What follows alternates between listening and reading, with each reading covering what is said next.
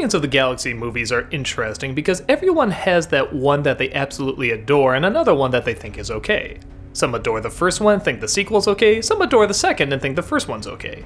Me? I'm a Volume 2 kind of guy. I absolutely love this movie's sense of humor, its drama, its visuals, its effects, its characters, its pacing, its themes. I just fell in love with it. Our team of space outcasts are back fighting all sorts of monsters and weird creatures and always on the run, but when trying to find a place to hide out, they come across a celestial named Ego, played by Kurt Russell. Russell, it's revealed, is Star-Lord's father.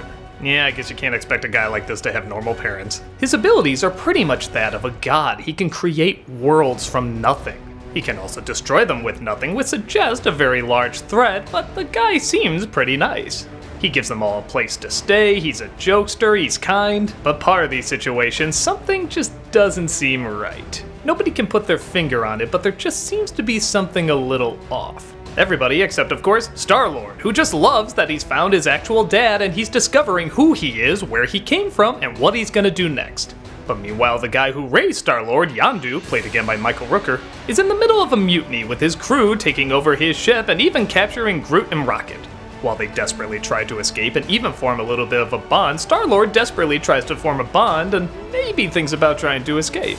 It's one of those setups I love where you feel like a prisoner, but you can never actually say you are. You can go at any time, it doesn't seem like you're really being threatened, yet somehow it feels like you're being held against your will. Of course, secrets are discovered, betrayals are made, jokes are had, and giant intergalactic battles involving Pac-Man appear. Because that shit can work in a movie like this. What drew me the most to this film is not only that the sense of humor seemed to really be upped. I mean, the first film was very funny, but this one seemed especially funny. But the drama really seemed upped too. A lot of the movie is just kind of taking it easy in these incredible environments and really letting them sink in. I really like films where the visuals kind of tell you the story. The background is almost as big a character.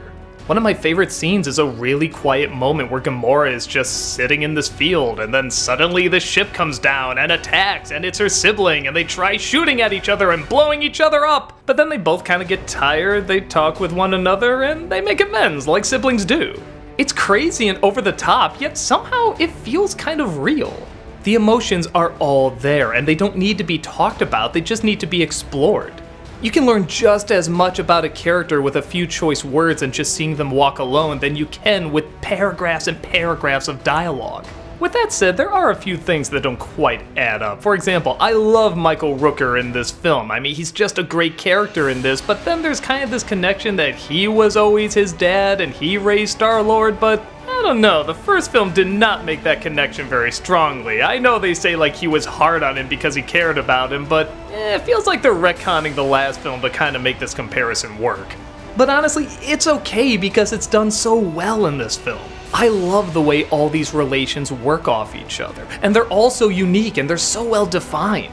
Where in the first movie, a lot of the drama seemed to just be at the beginning, a little bit in the middle, and then a little bit at the end, and they just kind of came out of nowhere. Here, it seems balanced perfectly. They can go from one funny moment to an incredibly heartbreaking moment in just a millisecond.